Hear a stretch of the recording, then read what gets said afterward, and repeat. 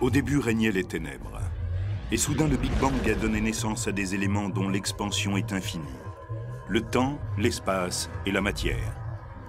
Chaque jour, de nouvelles découvertes éclairent les mystères stupéfiants de cet endroit que nous appelons l'univers.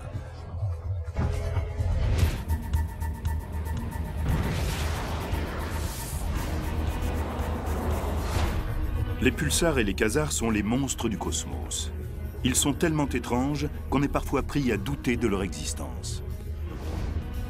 Ils sont gigantesques, de vrais monstres. Qu'est-ce qui les fait briller comme des millions de soleils, tourner plus vite qu'un battement de cils ou produire des rythmes cosmiques dignes du batteur de Grateful Dead? Quand j'ai pris connaissance de tout cela, je me suis aperçu que l'univers chantait. Mais ils chantent une drôle de chanson qui dépasse l'imagination et à laquelle participent Pulsar et Quasar, autrement dit les superstars d'une attraction astronomique logée dans les secteurs les plus reculés de l'univers.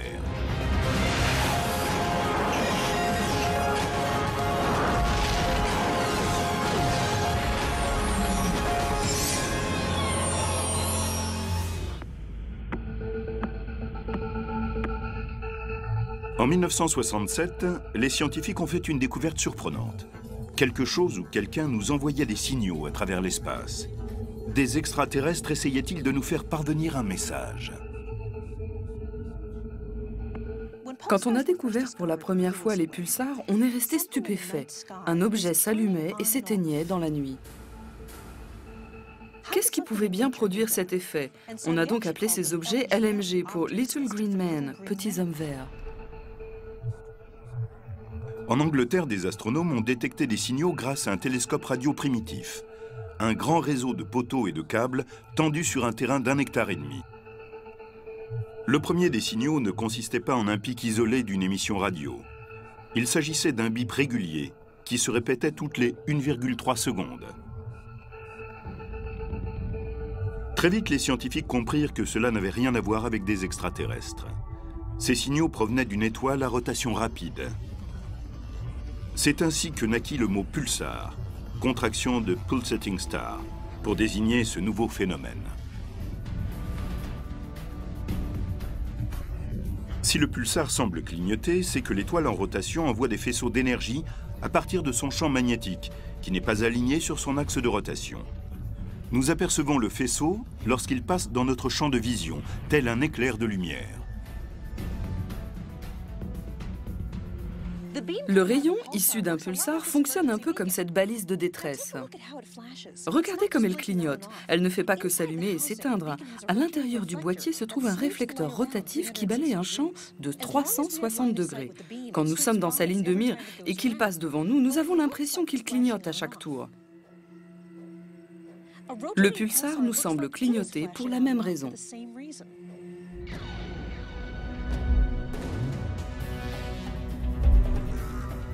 Mais un pulsar n'est pas n'importe quelle étoile en rotation. C'est une étoile à neutrons, créée lorsqu'une étoile massive meurt en donnant naissance à une supernova.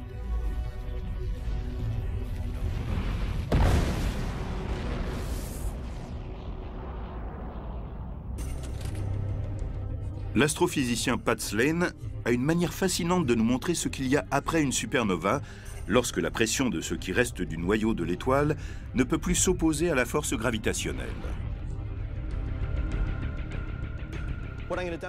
Je vais montrer ici ce qui se passe lorsqu'on retire l'air de ce conteneur de 200 litres et qu'on laisse l'atmosphère de la Terre, le poids de l'air, l'écraser. C'est semblable à ce qui se produit à l'intérieur d'une étoile massive en fin de vie. Lorsqu'elle n'a plus de pression, elle se désintègre et explose en une supernova.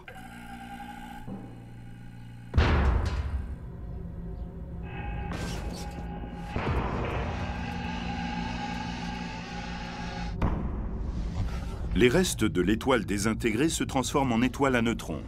Elle possède une masse de 1,4 fois celle de notre Soleil, contenue dans une sphère de la taille de Manhattan. C'est l'un des objets les plus étranges que l'on puisse observer. Il faut comprendre qu'une étoile à neutrons est constituée de matière sur le point de s'effondrer en un trou noir. La force gravitationnelle est si forte qu'elle broie les électrons du noyau de l'atome et les transforme en neutrons. C'est incroyable. Prenons un morceau de sucre, par exemple, et imaginons qu'il soit fait de la même matière qu'une étoile à neutrons. Dans ce cas, il pèserait presque 1 milliard de tonnes, c'est-à-dire quelque chose comme 8000 porte-avions. Et cela dans un objet de cette taille. C'est incroyablement dense.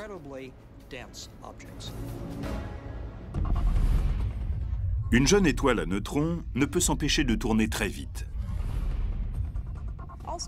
Toutes les étoiles que nous connaissons sont en rotation. Donc lorsqu'une étoile massive est compressée et devient une étoile à neutrons, sa rotation subit aussi cette compression. C'est comme un patineur sur glace. Lorsqu'il tourne, il serre ses bras contre lui et tourne plus vite. L'étoile à neutrons, de par sa rotation, est un énorme générateur électrique naturel. Elle crée un puissant champ magnétique qui s'empare des électrons et d'autres particules atomiques et les projette dans l'espace à des vitesses très élevées.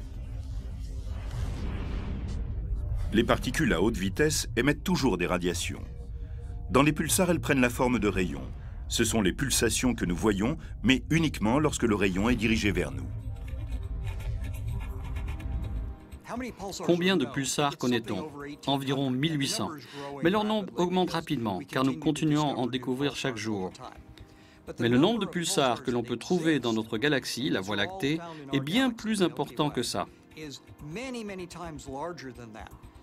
Car les rayons visibles à la radio sont très peu nombreux.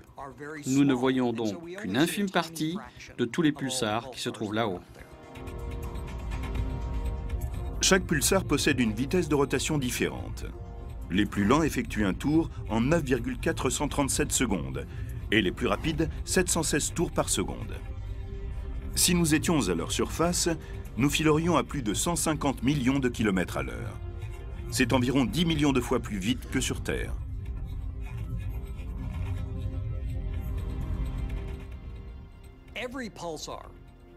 Chaque pulsar a une vitesse de rotation qui lui est propre.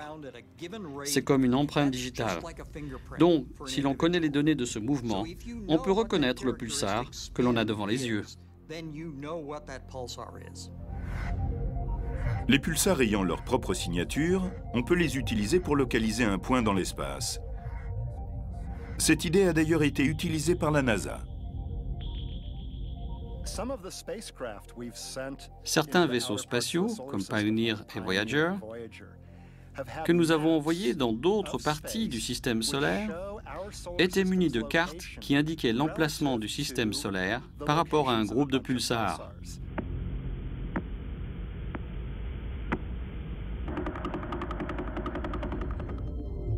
Dans l'espace, les pulsars peuvent être utilisés pour localiser la Terre, tout comme nos appareils GPS se servent de satellites pour déterminer une position au sol. Un jour, peut-être, les voyageurs spatiaux venus d'ailleurs trouveront l'un de nos vaisseaux et, en lisant cette carte, ils sauront où nous nous trouvons. Une intelligence extraterrestre pourrait comprendre où nous sommes, en mesurant tous ces pulsars et en comprenant où nous nous situons par rapport à eux. Car chaque pulsar a un rythme qui lui est propre. La rotation unique de chaque pulsar fait d'eux des horloges astronomiques très précises, plus précises que les horloges atomiques terrestres les plus exactes. Si les pulsars sont aussi précis, c'est que ce sont les rotors les plus accomplis qu'ait produit la nature. Ils sont comme un pneu de vélo, monté sur un pied de réparation. Comme dans ce magasin de vélo, ces trous fonctionnent comme un pulsar. Cela fait tourner, elle avance très tranquillement, rien ne la ralentit. De même, quasiment rien ne ralentit un pulsar dans l'espace. On peut voir aussi que la roue effectue environ 2 rotations par seconde. C'est la vitesse moyenne de rotation d'un pulsar. Mais ces trous ne mesurent que quelques dizaines de centimètres. Un vrai pulsar tourne à la même vitesse, mais il est de la taille du quartier de Manhattan. Mais rien n'est éternel, et les pulsars finissent par ralentir. Toutefois, cela leur prend beaucoup de temps. Cette roue de vélo, qui simule pour nous la rotation d'un pulsar, nous montre ce qui le fait ralentir.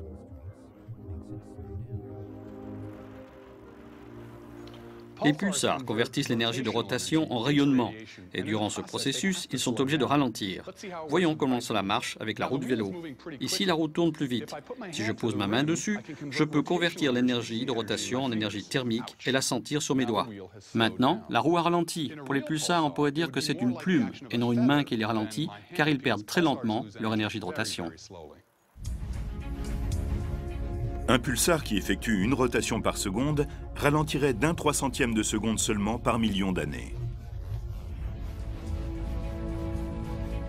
Parfois cependant, un pulsar peut accélérer légèrement grâce à un phénomène lié à la croûte d'une étoile à neutrons, une couche de matière 10 milliards de fois plus solide que l'acier et pourtant sujette aux tremblements d'étoiles, des sortes de séismes stellaires.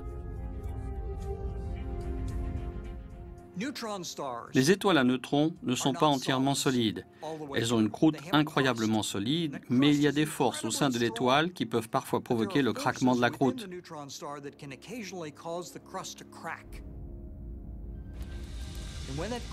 Lorsqu'elle craquelle, toute l'étoile à neutrons se réajuste, ce qui produit un changement de rotation. On appelle cela un glitch. C'est quand la croûte a craqué et qu'il s'est produit un tremblement d'étoiles. Le monde étrange des pulsars offre de fascinants événements, comme les glitches et les tremblements d'étoiles. Mais il est difficile de s'en rendre compte en voyant simplement dans nos télescopes ce petit clignotement.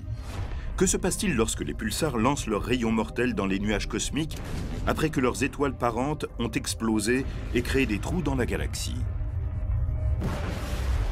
Quel serait leur effet sur un être vivant qui serait présent sur leur chemin?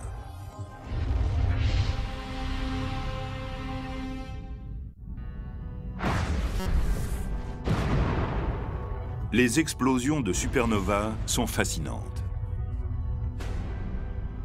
Ce sont les hurlements d'étoiles qui ne veulent pas mourir.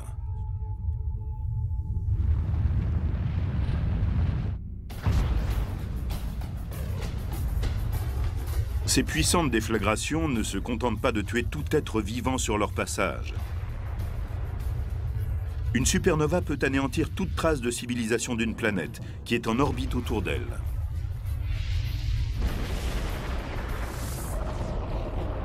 La galaxie est constellée d'effets de couleurs générés par ces explosions. Ce sont de gigantesques nuages de débris stellaires, les rémanents de supernovas. Et si l'on veut voir un pulsar, c'est là qu'il faut chercher. On peut trouver des pulsars dans les rémanents de supernovas, car les pulsars se forment quand une étoile explose en supernova.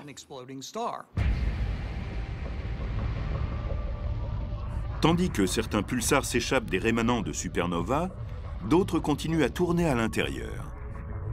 Ils illuminent alors la coquille environnante et créent ce que l'on appelle une nébuleuse de vent de pulsars. Le vent d'un pulsar n'est pas vraiment comme le vent que l'on connaît sur Terre, où il s'agit d'air soufflé. Ici, il s'agit de vent constitué de particules et de radiations.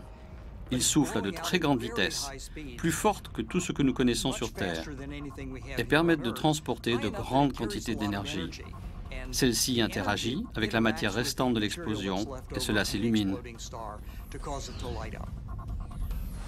L'exemple le plus spectaculaire de nébuleuse de vent de pulsar est la nébuleuse du Crabe, au centre de laquelle se trouve une étoile à neutrons en rotation qui lui fournit toute son énergie.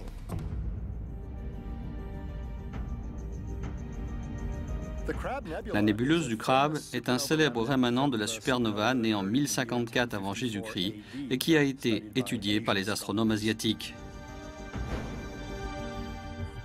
On a pu voir cette supernova dans le ciel pendant des semaines avant qu'elle ne s'efface et apparaisse de nouveau près de 700 ans plus tard sous la forme d'un rémanent de supernova, visible uniquement avec des télescopes. Le pulsar de la nébuleuse du Crabe a été découvert en 1968, peu de temps après la découverte du premier pulsar. Il a confirmé la théorie selon laquelle ces objets étaient issus des supernovas. Depuis la Terre, le pulsar de la nébuleuse du Crabe a l'air d'une petite tache insignifiante. Avant qu'on comprenne qu'il s'agissait d'un pulsar, personne ne s'était rendu compte qu'il clignotait 30 fois par seconde. Sur les photos prises par un télescope classique, il paraissait être une simple étoile. Une vitesse de 30 fois par seconde est trop rapide pour que l'on puisse réellement voir clignoter le pulsar de la nébuleuse du Crabe. Nous avons dû utiliser une technique photographique à grande vitesse, qu'on appelle le compteur de photons. Elle permet de prendre des photos assez vite pour voir le pulsar clignoter. On peut l'apercevoir lorsque son faisceau est tourné vers nous. Lorsqu'il est éloigné, il s'éteint pour nous.